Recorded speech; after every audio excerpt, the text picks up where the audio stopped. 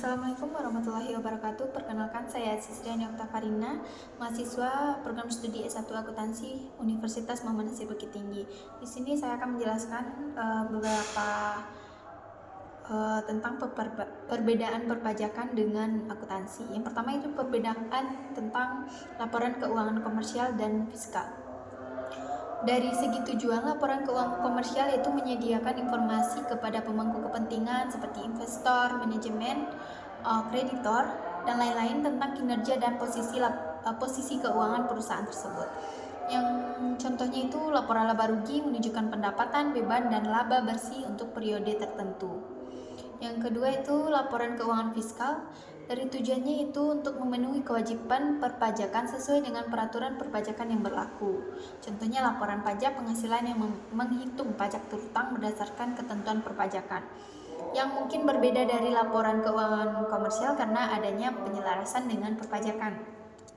Yang kedua itu perbedaan pembukuan dan pencatatan. Dari segi definisi, pembukuan itu proses awal dalam mencatat transaksi ke buku besar. Nah, ini tuh wajib dilakukan setiap entitas yang menerapkan akuntansi. Terus contohnya seperti mencatat saldo awal kas dan dalam buku besar. Yang kalau dari pencatatan, dari segi definisi yaitu proses mencatat setiap transaksi keuangan dalam buku akuntansi.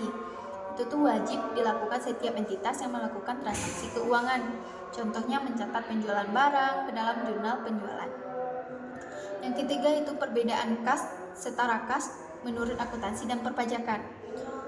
Dari segi pengertian, kas dari segi akuntansinya itu uang tunai yang tersedia dalam bentuk fisik di perusahaan.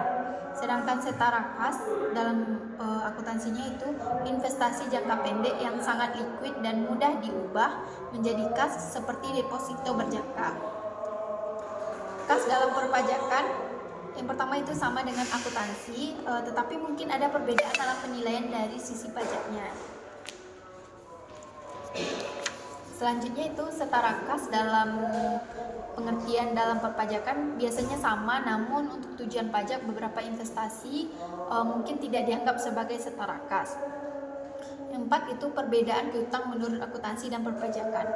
Piutang dalam definisi akuntansinya itu jumlah yang terutang oleh pelanggan kepada perusahaan jika membeli atau menggunakan jasa secara kredit.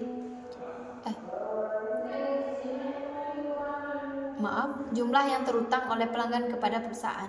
Nah, kalau piutang dalam perpajakan bisa sama, tetapi mungkin ada penyesuaian untuk piutang tak tertagih yang diakui untuk tujuan pajak.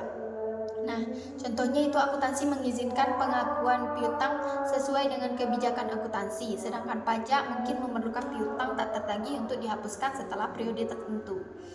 Yang kelima itu perbedaan persediaan menurut akuntansi dan pajak. Persediaan didefinisikan dalam akuntansi sebagai barang yang dimiliki untuk dijual dalam kegiatan usaha. Nah, persediaan dalam perpajakan itu biasanya harus dinilai berdasarkan metode tertentu seperti FIFO atau LIFO untuk tujuan pajak. Contohnya perbedaannya itu dalam akuntansi persediaan bisa dinilai dengan metode biaya rata-rata, sedangkan untuk pajak mungkin ada perbedaan dalam metode penelitian yang diizinkan seperti FIFO dan LIFO tadi. Nah, yang keenam itu perbedaan beban dan biaya menurut akuntansi dan perpajakan.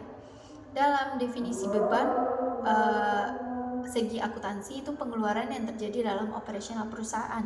Serta pengertian biaya dalam perpajakan itu pengeluaran yang diizinkan untuk dikurangkan dari pajak bisa berbeda dari beban akuntansi.